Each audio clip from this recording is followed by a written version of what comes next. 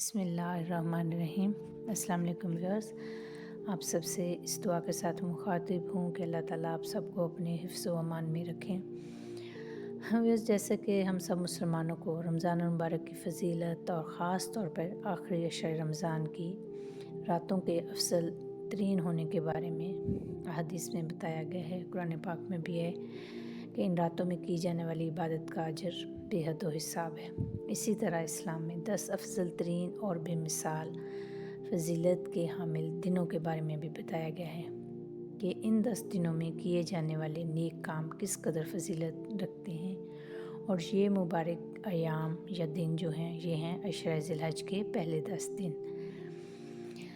کیونکہ انہی ایام میں یوم عرفہ بھی ہے اور انہی دنوں میں سے 9ویں تاریخ کا جو ہے روزہ بھی ہے، جس کے بارے میں آپ صلی اللہ علیہ وسلم نے ارشاد فرمایا کہ میں اللہ پاک سے پختہ امید رکھتا ہوں کہ اس کی وجہ سے 1 سال پہلے اور 1 سال بعد کے گناہوں کا کفارہ فرما دیں گے، یعنی کہ 9ویں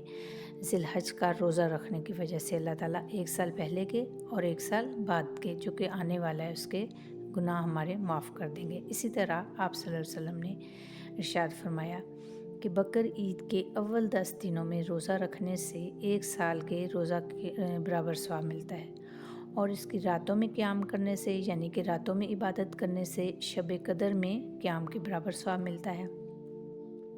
حضرت عبداللہ بن عباس رضی اللہ تعالیٰ عنہ سے روایت ہے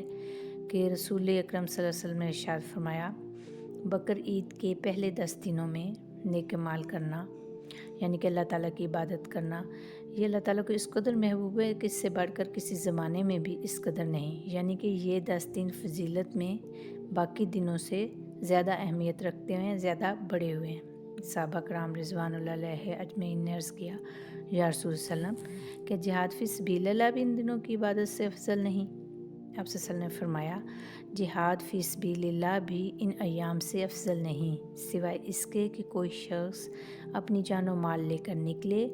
اور ان میں سے کچھ بھی واپس لے کر نہ لوٹے، یعنی کہ اللہ تعالیٰ کی راہ میں وہ اپنا مال اور جان دونوں قربان کرتے، تو پھر اس کی فضیلت ہے۔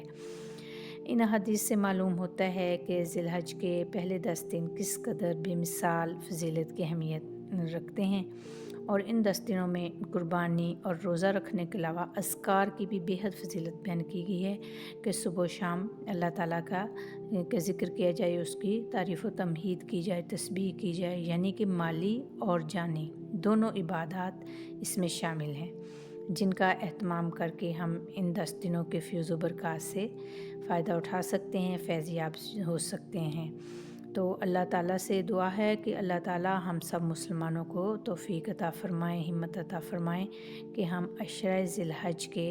ان پہلے 10 دنوں، ان پہلے مبارک 10 دنوں سے زیادہ سے زیادہ فائدہ اٹھا سکیں اور اجر و ثواب اپنے دامن میں سمیٹ سکیں۔ آمین ثم آمین۔